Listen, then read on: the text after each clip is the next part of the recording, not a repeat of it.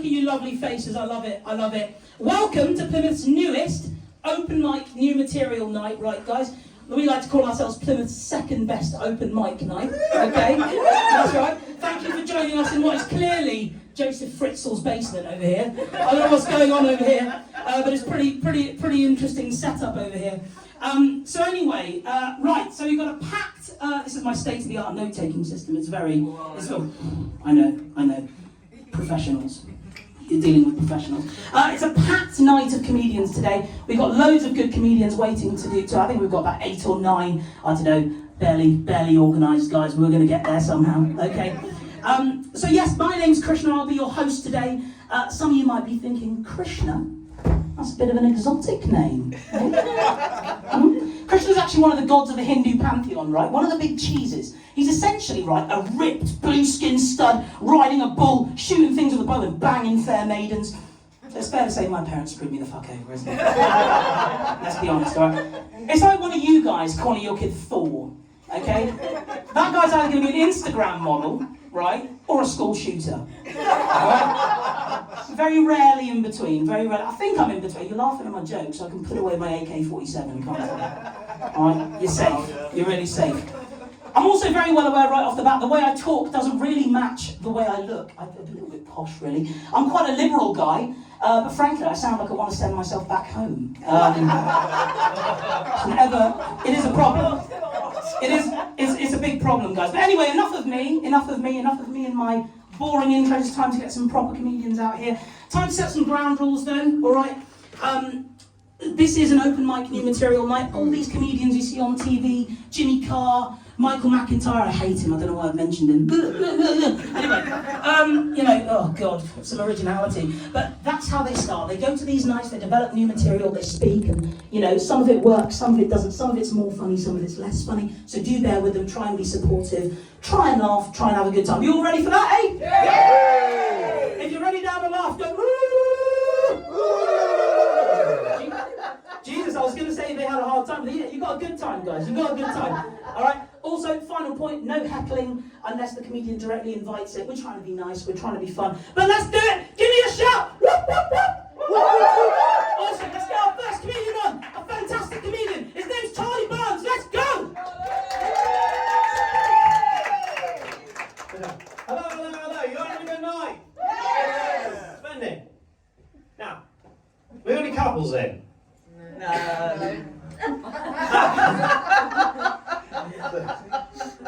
Cool, I'm going to school tonight. Now, they say that in relationships, personalities will count, right? That strengthens it, makes it last throughout the years.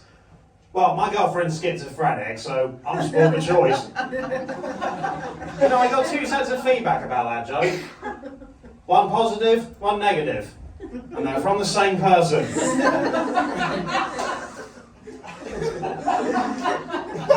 Yeah, one time is anyone here schizophrenic? Yes, I am. No, I'm not. I had an argument with my girlfriend recently. We had a disagreement over the definition of gaslighting. I managed to change her mind.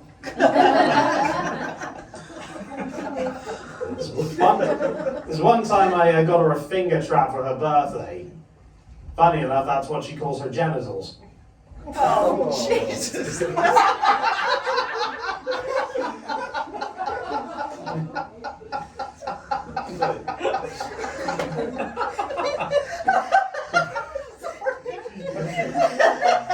Don't apologise for laughter, my dear.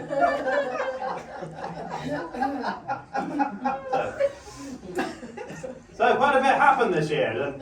This year, the legendary French filmmaker Jean-Luc Godard passed away.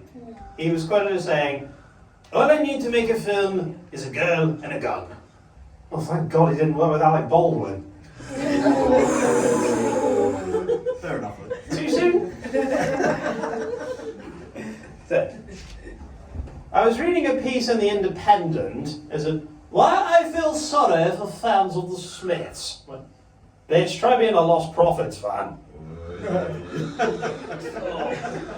Yeah. Great frontman, terrible babysitter. Now, 'tis the job of every comedian to know where to draw the line.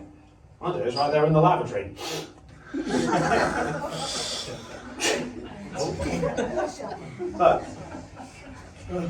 So I got mugged at a train station today. £100 for an open return ticket to London. Fuck off. Yeah, you meet some interesting people in this comedy log. One person I met, Suella Braverman's gynecologist. And he told me the first time he looked up there, he shouted out, "Fuck me, there is just no end to this cunt." I used to tell that joke about Pretty Patel. You probably think, oh, that's just lazy, repackaging a joke. Well, seeing as we've got Pretty Patel Mark II, I don't think so. I was like, Pretty Patel, that name sounds like a rejected Bond girl, doesn't it? It's like, hi, I'm Pretty. But of course you are. Pretty Patel. I must be dreaming.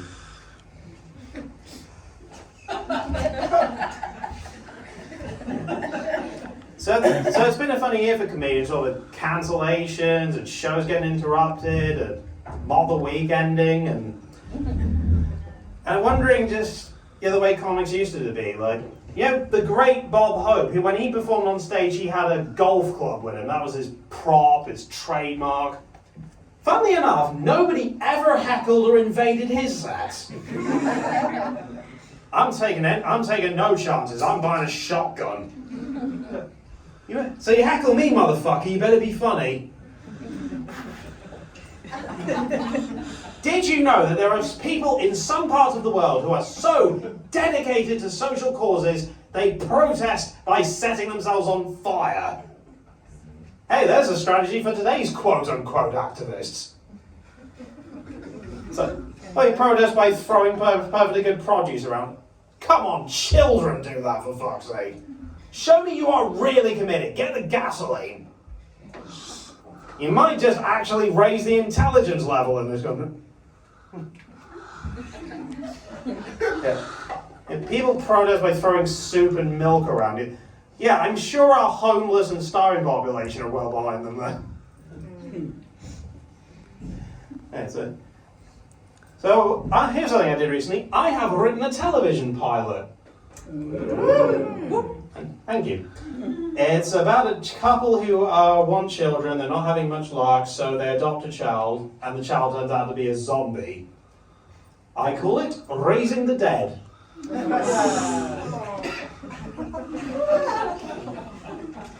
The great Steve Martin once said that comedy is the art of making people laugh without making them puke. Well, funnily enough, I did a gig in a bulimia clinic. Once many years ago in the 70s, Britain made so many sex comedies. So you had Robin Asquith in Confessions of a Window Cleaner and such. Man, there were so many of them that never quite got made. Like Confessions of a Catholic Priest. Confessions of a Radio 1 DJ. There are so many great films by great filmmakers that never saw the light of day. Like Stanley Kubrick's Napoleon, Roman Polanski's Lolita. Oh, look it up.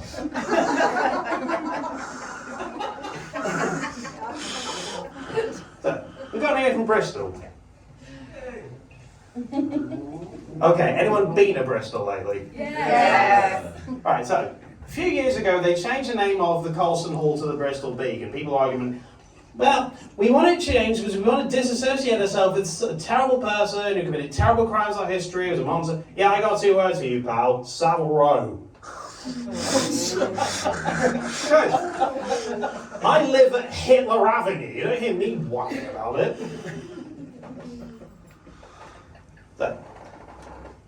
So one of the things that struck me to be a comedian many years ago, I was at school, I remember a teacher telling me, nobody likes a comedian. I don't like comedian. You ever have somebody tell you that when you try to be funny in class? Nobody likes a comedian. Because as we all know, geography teachers get all the pussy. Did you? When you all went to school, did you have sex education? Yeah. No. Oh, I didn't either. I really could have benefited from that because I remember my first time, it was terrible. Everyone's first time is terrible. Lots of fumbling around, it's awkward, not knowing what the hell you're doing. The geography teacher wanted his money back. Did any of you go to your school reunions? No. My school, yeah. My school hasn't had one, and I wouldn't have gone to it because my school years were fucking horrible.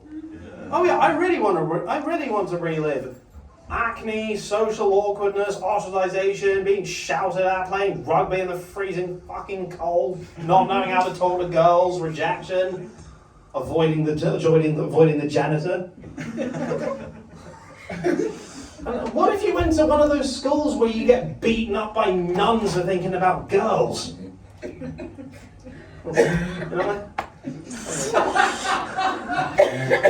Yeah. My dad used to tell me that the worst thing you can do to an enemy is just ignore them. I now understand why he was kicked out of the army. He once told me that behind every successful man there is a woman, especially if you're into S&M.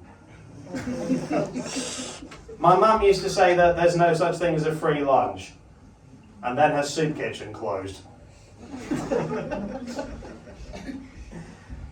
So I have a Jewish mother, and she said, lay off the Jew jokes for years. Okay, so we've agreed to a compromise.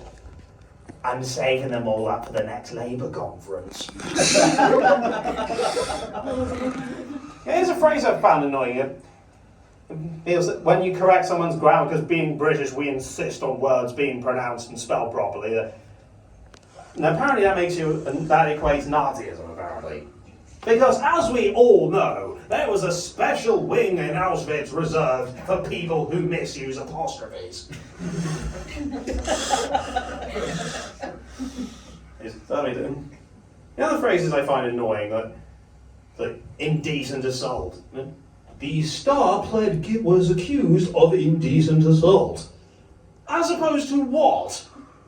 Decent assault? Excuse me?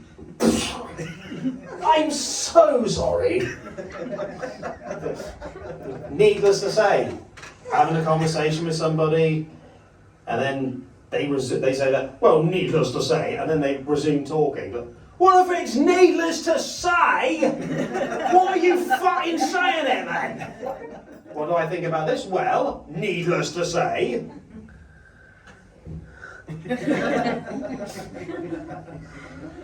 Yeah, so it's just a shame that my comedy nights seem to end the same way as my romantic engagements. I've got to go now. My 10 minutes is almost up.